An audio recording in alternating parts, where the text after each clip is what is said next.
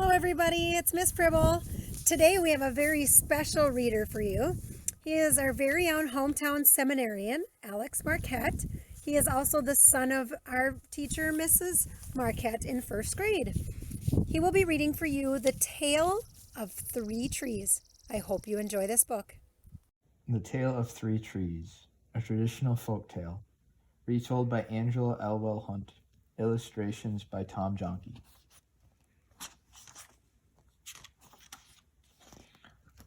Once upon a mountaintop, three little trees stood and dreamed of what they wanted to become when they grew up. The first little tree looked up at the stars twinkling like diamonds above him. "I want to hold treasure," he said. "I want to be covered with gold and filled with precious stones. I will be the most beautiful treasure chest in the world." The second little tree looked out at the small stream trickling by on its way to the ocean. "I want to be a strong sailing ship," he said.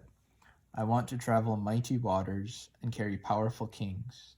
I will be the strongest ship in the world." The third little tree looked down into the valley below, where busy men and busy women worked in a busy town. "I don't want to leave this mountaintop at all," she said. "I want to grow so tall that when people stop to look at me, they will raise their eyes to heaven and think of God. I will be the tallest tree in the world." Years passed. The rains came, the sun shone, and the little trees grew tall. One day, three woodcutters climbed the mountain. The first woodcutter looked at the first tree and said, "This tree is beautiful. It is perfect for me." With a swoop of his shining axe, the first tree fell. "Now I shall be made into a beautiful chest," thought the first tree. "I shall hold wonderful treasure." The second woodcutter looked at the second tree and said, "This tree is strong. It is perfect for me." With a swoop of his shining axe, the second tree fell. "Now I shall sail mighty waters," thought the second tree. "I shall be a strong ship fit for kings." The third tree felt her heart sink when the last woodcutter looked her way. She stood straight and tall and pointed bravely to heaven. But the woodcutter never even looked up. "Any kind of tree will do for me," he muttered. With a swoop of his shining axe, the third tree fell. The first tree rejoiced when the woodcutter brought him to a carpenter's shop, but the busy carpenter was not thinking about treasure chests. Instead, his work-worn hands fashioned the tree into a feed box for animals. The once beautiful tree was not covered with gold or filled with treasure. He was coated with sawdust and filled with hay for hungry farm animals. The second tree smiled when the woodcutter took him to a shipyard, but no mighty sailing ships were being made that day. Instead, the once strong tree was hammered and sawed into a simple fishing boat. Too small and too weak to sail an ocean or even a river, he was taken to a little lake. Every day he brought in loads of dead, smelly fish. The third tree was confused when the woodcutter cut her into strong beams and left her in a lumber yard.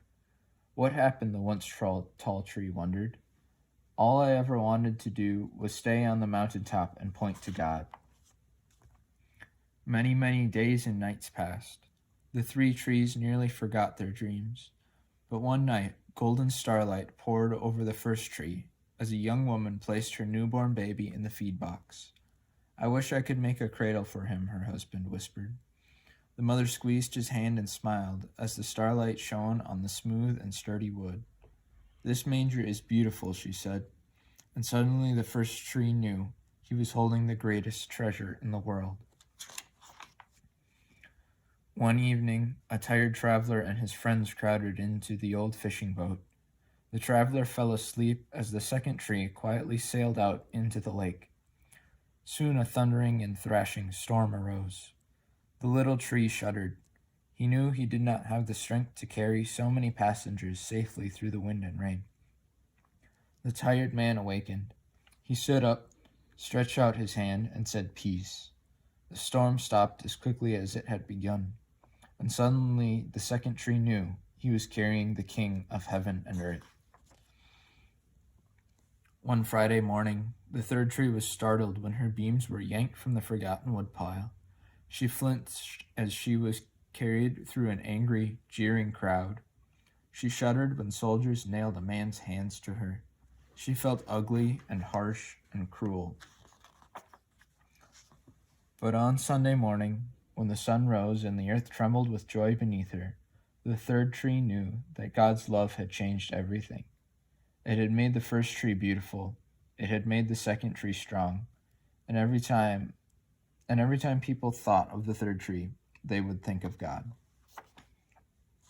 That was better than being the tallest tree in the world.